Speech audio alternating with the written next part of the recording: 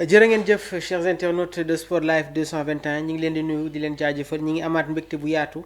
di leen retrouver ci seen émission bii di Actu Sport ñu fas yéene ànd ak yéen rek dëgtal leen lépp luy jëm ci wàllum actualité donc la Ligue des Champions dinañu ñëw ci match yi nga xamante ne amoon na démb jox leen les résultats waaye tamit match yi nga xamante ne war na am ni ki tey dañ koy commencer ak journal bii di Rewmi Quotidien Sport Rewmi Quotidien Sport ñoom ñi ngi ñëw ci jongante yi nga xamante ne amoon na diggante Paris Saint-Germain ak Aston Villa Barcelone doon jouer ak équipe bi di Borussia Dortmund donc le Paris Saint-Germain et le Barcelone se qualifient dans la douleur donc mu nekkoon ni tamit match yi nga xamante ne amoon na intensité donc Dortmund moo gagné Barcelone sur le score de 3-1 Aston Villa gagné Paris Saint-Germain sur le score de 3-2 suñu cumulé les deux rencontres donc Barcelone moom moo gagné sur le score de 5-3 et dans l'autre rencontre le Paris Saint-Germain 5-4 donc démb si bile match tamit bi nga xamante ne amoon ci stade Signal Iduna Park Dortmund gagné sur le score de 3-1 grâce à un triplé de Sékou Guirassy nekk attaquant du Borussia Dortmund Ben Sebaini nekk tamit défenseur du BVB moom moo dugal contre son camp donc il y a eu la peur côté catalan après cette victoire du BVB sur le score de 3-1 donc les Catalans se qualifient pour les demi-finales de la Ligue des Champions ci beneen match bi Aston Villa doon jongante ak équipe bi di Paris Saint-Germain alors qu'est-ce qui s'est passé Paris Saint-Germain moom moo njëkkoon mené ci bile rencontre 2-0 11e minute Achraf Hakimi 27e minute Nuno Mendes après 34e minute Yuri Tillmans réduit la marque en faveur des Villains. McGinn dugal à la 55e minute de jeu Konsa qui marque le troisième but côté Villains à la 57e minute de jeu donc les Villains ont fait peur aux Parisiens waaye nag le Paris Saint-Germain se qualifie pour les demi-finales de cette Ligue des Champions suñu jugee foofu wala on reste toujours ak journal bii di Rewmi Quotidien Sport ñoom tamit ñi ngi ñëw ci actualité lamb Sa Thiès Zarko Pokola Baldé Diène Kaïré ficelé donc Sa Thiès gannaaw ba mu jugee woon ci défaite ak Eumeu Sène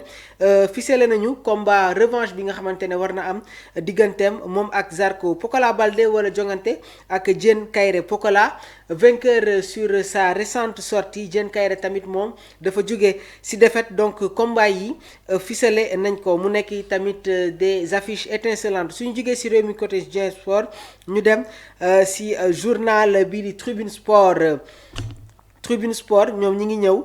ci match yi nga xamante ne démb amoon na Ligue des Champions un Paris Saint-Germain à deux visages qualifié dans la douleur pour les demi-finales le Barça passe sans briller donc mu nekk tamit information yi nga xamante ne dëgtal nañ leen ko suñu mbokk internautes yi Real de Madrid Arsenal Jude Bellingham promet l'enfer et lance la remontada ce sera le choc de cette Ligue des Champions donc Arsenal war a dem fekki le Real de Madrid au Santiago Bernabéu démb jot nañ leen jox les informations yi nga xamante ne mi ngi circuler dans cette rencontre il y a eu la vidéo bi nga xamante ne voilà la direction merengue monté nañ ko pour galvaniser les joueurs il y a eu de l'émotion waaye tamit on sent déjà la détermination des joueurs de la Casablanca Jude Bellingham qui promet l'enfer et lance la remontada est-ce que le Real de Madrid dinañu génne Arsenal tamit qui est dans de très bonnes dispositions gannaaw ba ñu gagné le match aller sur le score de 3-0 à fële nga xamante ne moom mooy Emirates donc ça va être un match difficile dinañu suivre aussi l'attitude des joueurs merengues dès l'entame de cette rencontre donc Real de Madrid di jouer ak Arsenal dans l'autre rencontre Inter de Milan di dalal équipe bii di Bayern Munich donc Inter gagné woon Bayern Munich à l'Allianz Arena sur le score de 2-1 donc mu nekk tamit affiche yi nga xamante ne war na am niki tey place au journal record ñoom ñi ngi ñëw tamit sur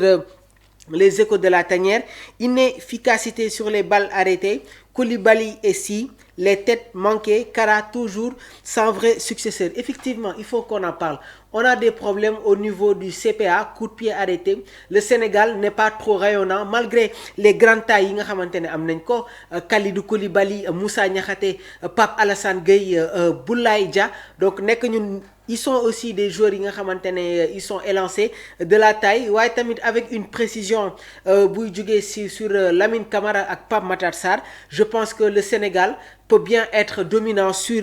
les coups de pied arrêtés. Kara Mbodj moom itamit ñu gis ne que son nom revient sur la une du journal Record. Kara Mbodj qui faisait partie des joueurs yi nga xamante ne ils étaient très importants sur les coups de pied arrêtés. Kara Mbodj avec sa taille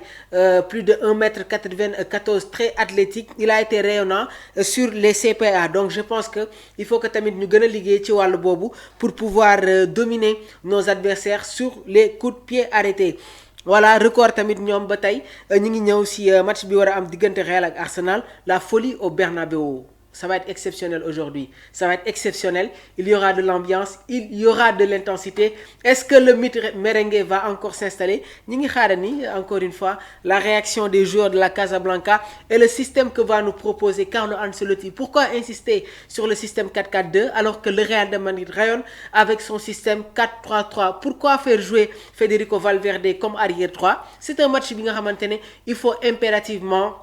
de l'impact au milieu de terrain. Et wax naa ko pour gagner une équipe des Gunners yi nga xamante ne seen force day reposer au niveau du milieu de terrain, mais gars il faut impérativement gagner la bataille du milieu. Federico Valverde, Luka Modric, Jude Bellingham, loolu la ñu bëgg a gis tey côté merengue. Attention, je suis pas merengue, donc je suis juste dans les chroniques. waaye nag il faut que tamit ñu ñëw sur les aspects tactiques parce que Arsenal actuellement il y a eu une recomposition de schéma. Arsenal avait l'habitude de jouer avec un schéma 4-3-3, mais avec les blessures de Kai Havertz,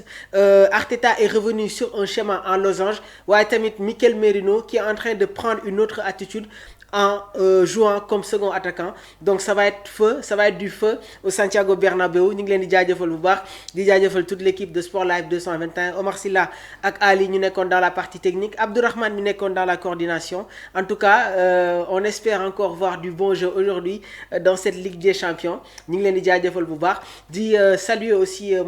au passage tamit Samba Kodou Dieng, président IJ, moom itamit nekk dans le développement personnel, dans le social. Donc maa ngi koy nuyu bu baax a baax Bac l'international, un réel plaisir tout le temps di échanger ak yow. di leen jaajëfal bu baax a baax chers internautes de Sport Live 221 jërë ngeen jëf.